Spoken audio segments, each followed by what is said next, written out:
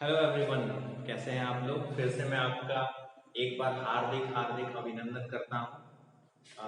आपका बहुत बहुत शुक्रिया कि आप मुझे 2 बार पढ़ते हो। लेकिन दुख इस बात की है कि सारे बच्चे नहीं पढ़ते हैं, कुछ ही बच्चे पढ़ते हैं और उसमें से बहुत कम बच्चे होमवर्क करते हैं। इसका मतलब आपका जो ध्यान है स्टडी पे बिल्कुल भी नहीं है। यही बात है ना। तो हमने फिजिक्स कंप्लीट कर लिया। कुछ बातें जो बची थी उसको मुझे बताना है। ऑल्दो हमने फिजिक्स जो है वो कंप्लीट कर लिया क्लास 6 का। ये waste and its management last chapter था।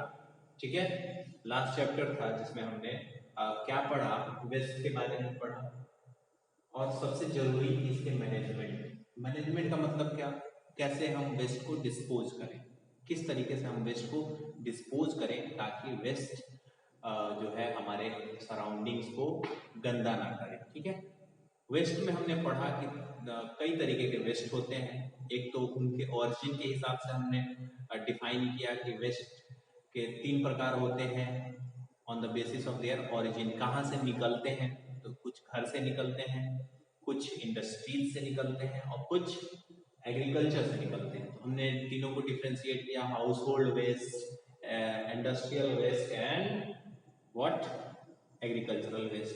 फिर हमने ये पढ़ा कि ये जितने भी वेस्ट होते हैं इनमें ये सेम तरीके के होते हैं, इसकी कुछ डिफरेंसेस होती हैं। जो तीनों जगह से निकलते हैं वेस्ट उसमें कुछ सिमिलैरिटीज होती हैं। जैसे कि मान लो इंडस्ट्री से या फिर घर से जो वेस्ट निकला वो 2 तरीके का हो सकता है, 3 तरीके का हो सकता है। किस तरीके का, तो वो हो सकता है solid waste, liquid waste and gaseous waste. ठीक है, तो हमें बेसिकली पढ़ना ये था सॉलिड वेस्ट के बारे में और उसके मैनेजमेंट के बारे में। तो सॉलिड वेस्ट को हमने फर्दर डिवाइड किया कि biodegradable, non biodegradable. Biodegradable waste को हमने आज फिर से एक बार मैं आपको समझा दूंगा। नॉन बायोडिग्रेडेबल वेस्ट को मैंने आपको बताया था किस तरीके से मैनेज करना है। तो पहले हमको 5R का यूज करना है और नॉन बायोडिग्रेडेबल वेस्ट को उस तरीके से हम मैनेज कर सकते हैं। पहले तो हमको रिफ्यूज करना है, जो चीजें जरूरत की नहीं है उसको नहीं खरीदना है। फिर रिड्यूस करना है, अगर हम चीजों को कम इस्तेमाल करना शुरू कर दें तो भी वेस्ट कम जनरेट होगा।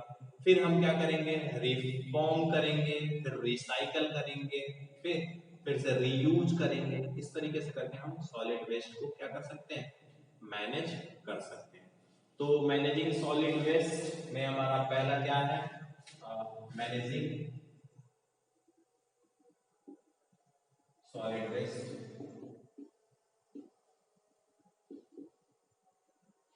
इसमें हमने क्या किया था, पहले तो किया, पहला ऑपरेशन था सेपरेशन।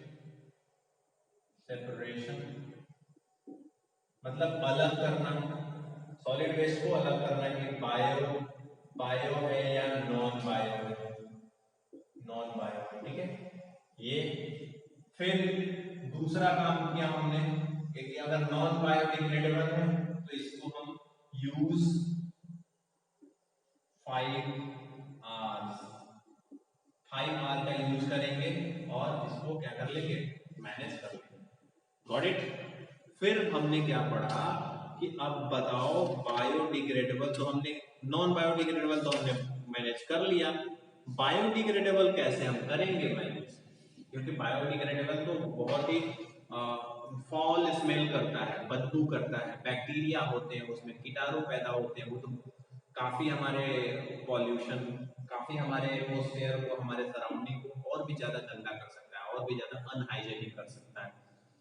अच्छा, यहीं पे आप लोगों को ये बताना है कि नॉन बायोडिग्रेडेबल वेस्ट को अगर हम डिस्पोज अच्छे से ना करें तो इसका नेगेटिव एस्पेक्ट क्या होगा, इसके क्या रिजल्ट होंगे, ये लिख के आप हमको भेजोगे। ठीक है, if we do not dispose non biodegradable waste in a better manner, what will be the consequences, क्या इसके रिजल्ट हो सकते हैं, आपको ये बताना है। ठीक है, फिर हमने पढ़ा कि कैसे हम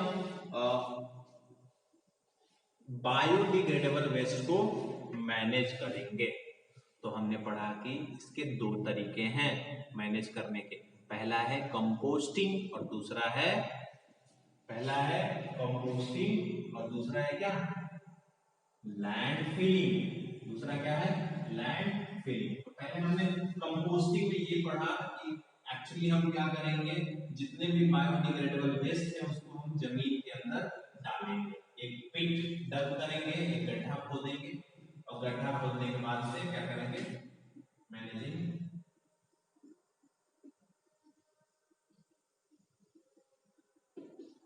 वेस्ट। Got it? समझ रहे हो? तो क्या करेंगे, किस तरीके से कर सकते हैं? तो पहला है कंपोस्टिंग, कंपोस्टिंग, ठीक है, कंपोस्टिंग। और दूसरा है लैंड फीडिंग, लैंड फीडिंग, ठीक है। ये दो तरीके अपना के हम क्या कर सकते हैं, नॉन बायोडिग्रेडेबल वेस्ट को कंपोज ये मैनेज कर सकते हैं, ठीक है। क्या कर सकते हैं कंपोस्टिंग में, तो वर्मी कंपोस्टिंग करना होता है। क्या करना होता है, वर्मी कंपोस्टिंग करना होता है।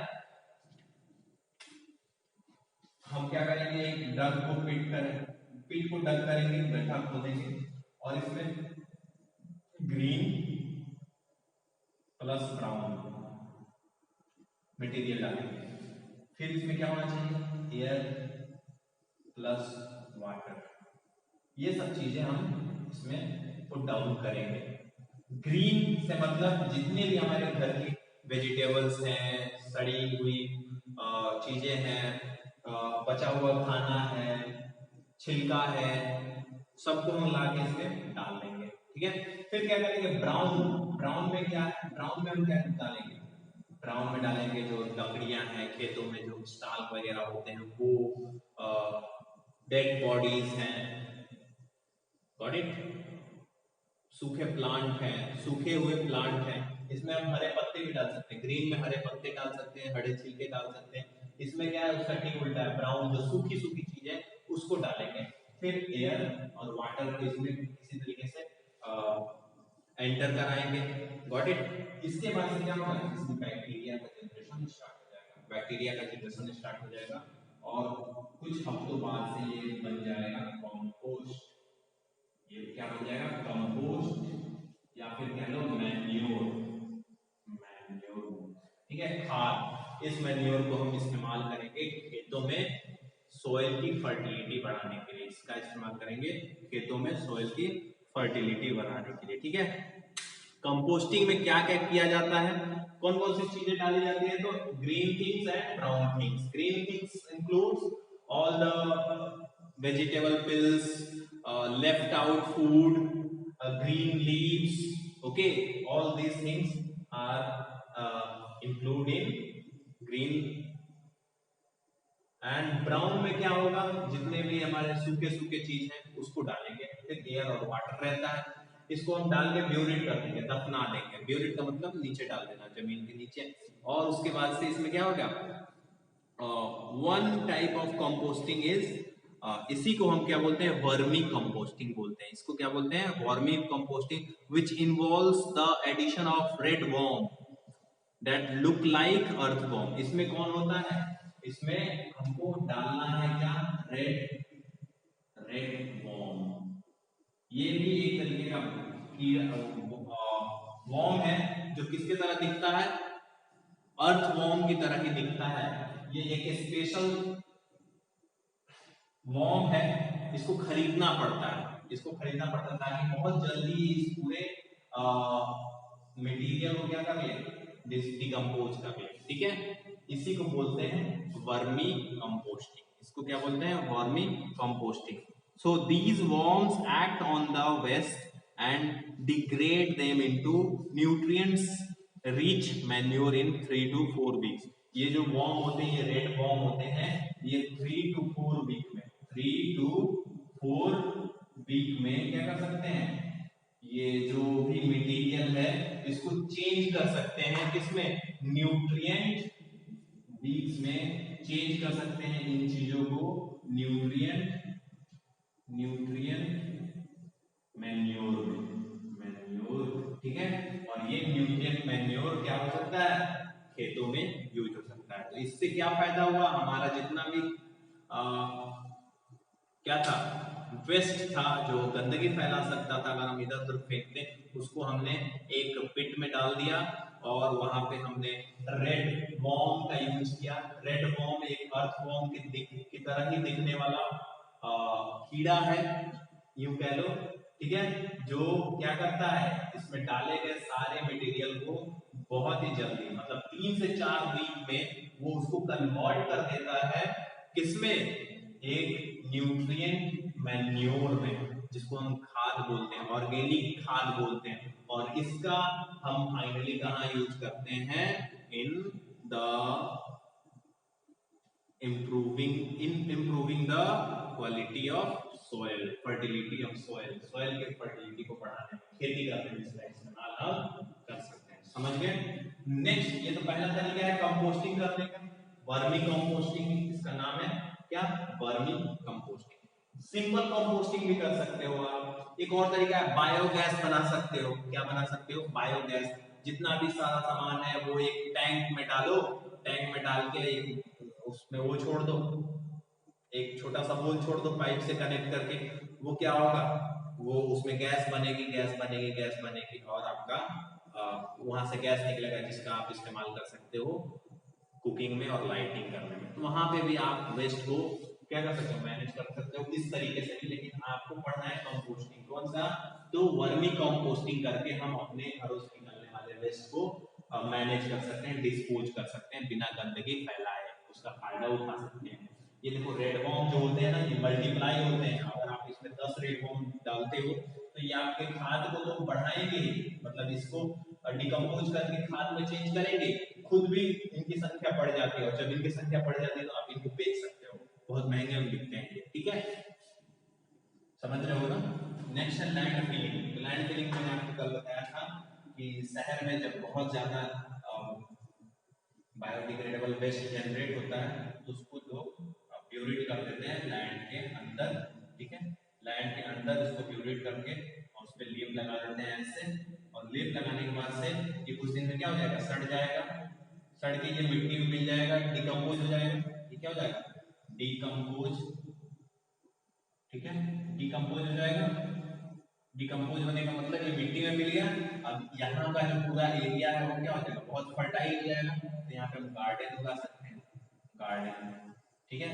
तो पार्क्स वगैरह जो शहरों में हैं वो पहले अगर पार्क्स उगाने हो तो क्या कर सकते हैं, पहले वहां पे लैंड फिलिंग करेंगे। किससे लैंड फिलिंग करेंगे, तो ये कंपोस्ट मींस बायोडिग्रेडेबल वेस्ट से लैंड फिलिंग करेंगे, कुछ दिन में वो क्या हो जाएगा, मिट्टी बन जाएगा। कैसा मिट्टी बनेगा, तो बहुत ही फर्टाइल मिट्टी बनेगा, और उसके बाद से इस पे गार्डनिंग का काम किया जा सकता है।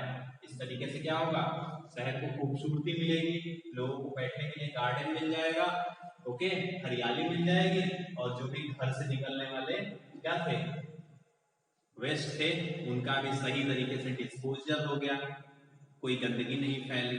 तो ये दो तरीके हैं जिसको अपना के, इसको तो हम गांवों में अपनाएंगे और इसको शहर में अपना के हम अपने बायोडिग्रेडेबल वेस्ट को मैनेज कर सकते हैं। सारा कंप्लीट हो गया।